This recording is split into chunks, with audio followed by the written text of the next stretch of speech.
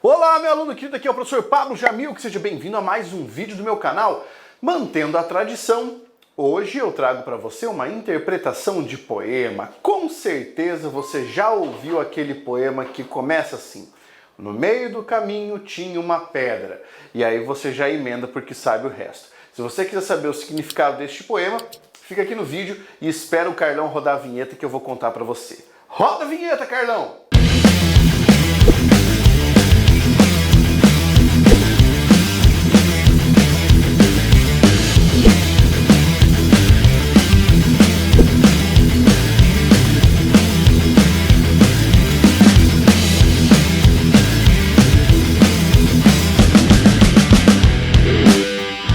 Muito bem, nós temos que entender algumas coisas para que possamos interpretar esse poema. Ele é um poema que pode ser interpretado basicamente de duas formas. Quando você lê sem conhecer o autor, a biografia e a literatura em si, e a segunda forma, quando você lê conhecendo todos esses elementos. É o que a gente vai fazer agora. Então vamos começar pela leitura simples do poema No Meio do Caminho. Quem escreveu? Carlos Drummond de Andrade, esse senhorzinho simpático, coisa mais linda da minha vida, que daqui a alguns dias eu vou tatuar na minha perna. Mas vamos lá. No meio do caminho tinha uma pedra. Tinha uma pedra no meio do caminho. Tinha uma pedra no meio do caminho. Tinha uma pedra. Nunca me esquecerei desse acontecimento na vida de minhas retinas tão fatigadas. Nunca me esquecerei que no meio do caminho tinha uma pedra. Tinha uma pedra no meio do caminho. No meio do caminho tinha uma pedra. Quando você lê, muita gente acha que o poema é um nonsense, que ele é uma coisa nihilista, assim, que não tem nada a ver. Ele só está utilizando uma construção monótona. Outras pessoas já reputam o seguinte: a pedra são as dificuldades pelas quais o indivíduo passa. São aquelas coisas que vão passando e deixam marcas, porque ele disse que no meio do caminho tinha uma pedra, mas ele nunca esquecerá desse acontecimento. Outras pessoas dizem que esse poema tem a ver com o fato do falecimento de um filho do Drummond. Bem, essa é uma forma de você ler. Agora, a outra forma de ler, que é a que eu vou apresentar agora, tem a ver com quem conhece um pouquinho da história da literatura. Olha só que coisa curiosa. O Carlos Drummond de Andrade faz parte de um movimento que é conhecido como movimento modernista. O modernismo veio praticamente para tentar criar uma literatura que tivesse a cara e a essência do Brasil.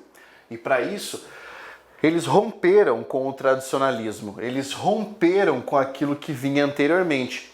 Aliás, um dos elementos que estava ali, um dos que estavam ali no meio da literatura brasileira, antes do modernismo, e que tinha bastante prestígio dentro da literatura no Brasil, era um movimento conhecido como parnasianismo. Olha só que coisa curiosa. O parnasianismo não queria uma literatura essencialmente brasileira. Aliás, o parnasianismo nem queria uma literatura que valorizasse sentimentos, emoções, subjetividade. O parnasianismo era aquela estética conhecida da arte pela arte. Ou seja, vou utilizar rimas complexas e estruturas difíceis porque assim é bonito. E o que é bonito é bom, e o que é bom é arte. Aquilo que é belo é artístico. Essa era a concepção parnasiana. Os modernos, os modernistas mais especificamente, eles rechaçam essa ideia. Eles querem quebrar essa ideia. Agora vamos lá, que engraçado. Eu falei para você que aqui dentro do modernismo, o caso do modernista é o nosso Carlos Drummond de Andrade. Agora, nós tivemos um parnasiano que foi muito famoso no Brasil, mas cara, muito famoso mesmo. Esse parnasiano famosão se chamava Olavo Bilac, certo?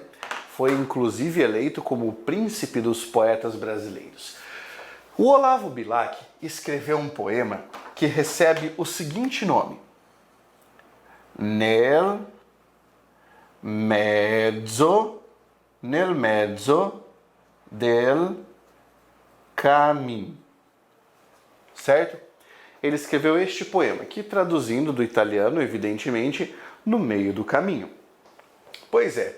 E aí, depois, o Carlos Drummond de Andrade foi lá e escreveu um poema que se chamava No Meio do Caminho. Tá bom, Pablo, mas o que você quer dizer com isso?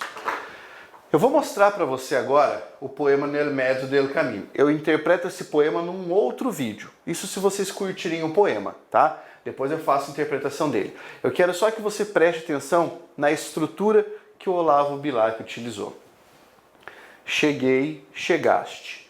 Vinhas fatigada e triste fatigado eu vinha. Tinhas a alma de sonhos povoada, e a alma de sonhos povoada eu tinha. E paramos de súbito na estrada da vida. Longos anos presa a minha tua mão, a vista deslumbrada tive da luz que teu olhar continha. Hoje segues de novo. Na partida, nem o pranto os teus olhos umedece, nem te comove a dor da despedida. E eu, solitário, volto a face e tremo, vendo teu vulto que desaparece na extrema curva do caminho extremo. O poema é muito belo, mas eu quero que você olhe isso aqui, ó. Vinhas fatigado e triste fatigado eu vinha. Ele só está invertendo a frase. Tinhas a alma de sonhos povoada e a alma de sonhos povoada eu tinha. Ele só está invertendo a frase aqui. Qual é a sacada? O parnasiano se arrogava da ideia de que ele era um escultor do poema, que ele era um ourives, é como se ele criasse joias, e que o trabalho dele era muito complexo e era muito difícil fazer. Aí, os modernistas começaram a tirar sarro dos parnasianos. Por quê? Porque de vez em quando eles falavam, cara, isso aí que vocês estão chamando de poema é uma coisa muito mal feita, é uma coisa em que você nem emprega nenhum tipo de habilidade. E aí vem o poema do Carlos Drummond de Andrade. Agora eu quero que você olhe de novo a estrutura do poema do Carlos Drummond. No meio do caminho tinha uma pedra no meio do caminho, tinha uma pedra. No meio do caminho tinha uma pedra. Ele está mostrando que criar um verso parnasiano, no meio do caminho tinha uma pedra, que criar um verso com a escansão de um verso parnasiano era fácil, era só você pegar uma frase e ficar invertendo. Então, na realidade, a interpretação que muitos críticos literários costumam trazer, e pesquisadores e professores, é a de que o Carlos Drummond de Andrade estava fazendo uma piada com o poema do Olavo Bilac. E como eu falei, era muito comum os modernistas atacarem os poetas parnasianos porque acusavam de poetas artificiais e que não tinham uma estratégia de composição. Esse poema do Carlos Drummond de Andrade é como se fosse uma forma de tirar sarro do poema do Olavo Bilac, certo? Essa é uma das possibilidades de interpretar o poema. Agora diz aí, qual possibilidade você curtiu mais? Se você curtiu esse poema e se agora você entendeu o que é que esse poema trazia para você na época em que você estava estudando lá no ensino médio.